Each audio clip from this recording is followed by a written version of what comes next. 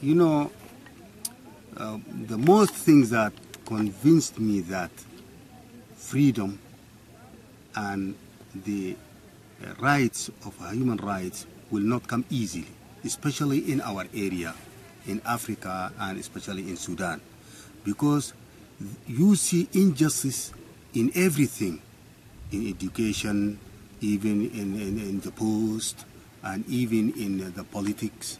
In everything you see that there is a domination of minorities to all the wealth and all the authorities, to all these things in a country that no chance to explain your powers, your energy, nowhere, unless you are following to a special tribe or from a special region, or you are from a special family and something. Of course, this is wrong, because as you are a civilian in a country, you have to be equal in the rights of your country, of your people. This is one thing.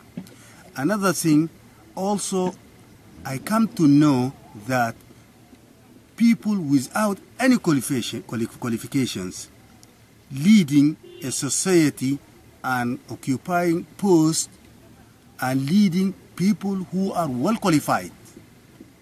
But that person, because from a special tribe, or he is coming from somewhere, from a special region and something like that, or he have one person there pushing him for, so this is also injustice. I found too much in Sudan, and very clear, you see. The third thing, if you ask to right the wrongdoer or what's wrong to be correct, then they don't accept.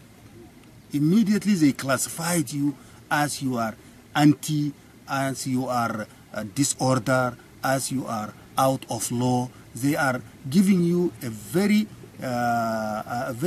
strange names, where when they say it, anyone seeing like you are a criminal, looking to you as you are a criminal. This is the third thing going in there. The fourth thing, the way of, what you call it, the way of investing the power of the country. For example, the bank system, money, the power of the customs, and many things. There is a big evaluating too much in this, and giving a very little space for the majorities of the regional peoples, and just keeping for just the figures they know, and they are dealing like that. And always they say that we are poor, Sudan is a poor country, they are begging from the countries to give, while our resources are our money, and too much of the country is very rich. But always they are explaining, they are trying to convince the people that the country is poor, we haven't anything, we have to do. So no any help to the people in the regional or marginalized areas. No paving roads, no infrastructures, no schools, no hospitals, and even there isn't only one paved route from the capital of our country to the province like Darfur, while it is a big, and the population exceeding 14 million. So many things from this. When we come to see and to try to talk about, you haven't a chance. Any thing you said that this is wrong, they immediately captured you and pushed you there in the jail. So myself, I have been for more than 4 or 5 times in the jail court. No one asking me. Just when I said that this is wrong, okay, it's wrong, they said sit in the right way. They put me for 1 year, 12 months without asking me even, man. This is the first time. The second time, Omar al-Bashir constituted a committee of 25 persons to divide the wealth of Sudan. Those 25, 21 from one province, and the rest 4 from different. I said that this is wrong, because we have at that time, before the separation of the South, I said that we have about 7 states or province here, and you bring the committee for the division of the Sudan wealth, 21 from one state, which its population not exceeding 1.2 million.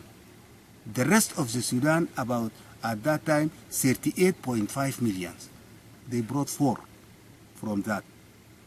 And all the wells in Sudan, also in the other provinces or the other states, oil, animals, forestry, water, human being as laborers, all coming from that. But when they came for the wells, they bring to 121, they appointed 21 from that province. This is wrong.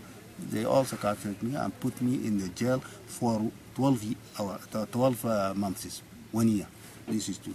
The third time, also, they said something like that, and I talked in the University of Khartoum. I said this is wrong.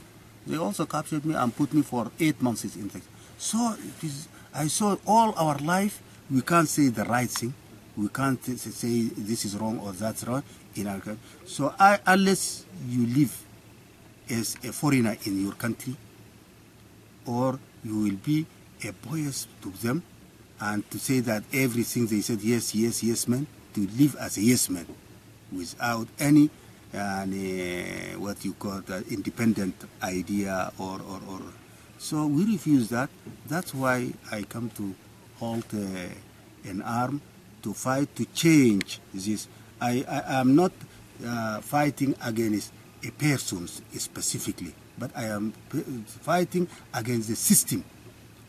Because up to date we didn't agree that this is the system we have to rule our country and to live as civilians equally, and there should be a justice and equality, and anyone can gain according to his power, his energy, his effort. That's why we are doing like that. Mm-hmm. Wonderful.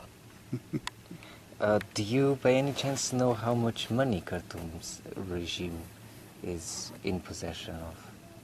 Do you perhaps have any information on how much wealth do they have?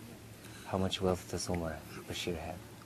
I don't know exactly, but what I come to know that the production of oil in Sudan, when it started at that time, the barrel is about $18,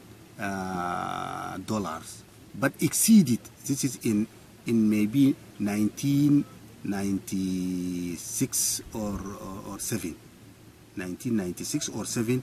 About the barrel is $18, but exceeded the price and reached up to $110 per barrel, 1 barrel.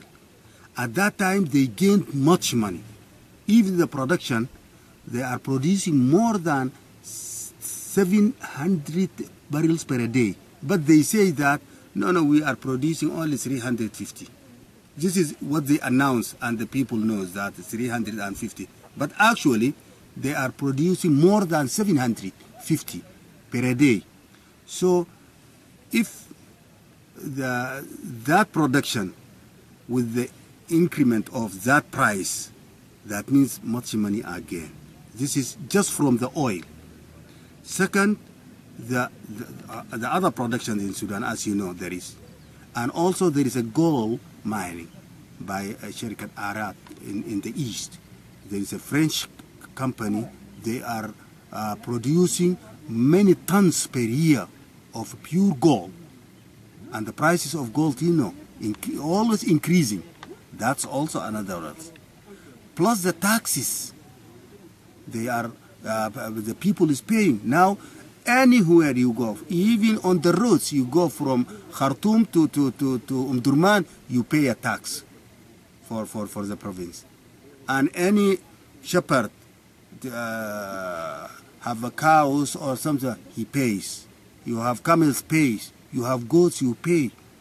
Even for the agriculture, if you want to establish a farm, you pay. If you want to dig a well, you will pay. So also that's another way of gaining money. For also those who are traveling outside for working, many are searching for jobs to go outside the countries and so. So they are paying money too much and giving bribes to those who are giving them the visa and so. So they, from the taxes view, they are gaining also much money on that. Plus the loans coming from the banks, from those countries who are supporting Sudan for under table purposes. We don't know. Many things happening behind the bushes, you know. So also those loans will not come to Sudan. Will not come. They keep it there on their banks. They traveling from there to there. They will not come. But later will register this as this is one of the what you call it, the money wanted by corporations or factories or countries from Sudan. So it became like that. It deposited many money. Now they said this it should be paid. So like this. So all this money became a very big amount of money. So this amount of money, some they took as a personal, like Umar al-Bashir, billions of dollars outside in Malaysia, in England, in Europe, in America. Individually, they have many they are depositing there. Second thing, also they are paying for a bribe to giving money for those who are trying to lighten the blackness of their works here in Sudan, like Sampon Biki. Now Sampon Biki, he have two companies working in Sudan, one for the gold and the other for in petroleum. And they are paying them a bribe for that. So that's why they are always calling the solution of the Sudan, it should be segmented or should be a partial peace. We are calling for a comprehensive peace, a sustainable peace. If that's happened, that means his function is finished. No money will come after that to him. So he wants the problem will continue in Sudan like this in order he should be intermediator there and always continue the government paying to him. That's why when he talked with al-Bashir, he said that from my point of view, I will be a mediator to solve the problem between you and the south of Sudan. Also to keep the problem of Darfur as a regional problem, so to solve it only for Darfurian people. Also for the problem of the Nuba Mountain to be a regional problem, I will talk this with in Ethiopia. Like that, what the Bashir wants, he said. When he said that, okay, they paid them. In Abyei people, when they said that, no, the government said, no, we don't want this way. Okay, he said, okay, I will try through the African Union to convert the problem like that. That's what the government want. Okay, they paid him. So this is the way of that. So much money there in Sudan. Sudan not a poor country. Everyone says that Sudan is a poor country. He don't know Sudan. Sudan is very rich. I think why I say this. I know Sudan. I toured all the Sudan since the secondary school, before I graduated in the university, and after that I went all the provinces, the 7 provinces of Sudan. I wondered, the rich country in Africa, the whole Africa is Sudan, very rich Sudan. But they tried to explain it to the people in the world, and the people of the Sudanese also, those who are, that this is a poor country, we haven't money, we haven't, so we are asking, in order, like that, if you are coming here in order to ask, you have some problem and you want to ask me to give you some money. And if I saw in the door and I said, oh, Mr. Arish, I think I am coming there to ask you some money, I haven't money here, then no doubt you will not ask. That is the policy they are dealing. That they say that Sudan is a poor country. We haven't. In order the people of Sudan don't say to the government, we want water, we want a hospital, we want education. Anyone independently trying to get to live. This is our condition. But actually it is a rich country.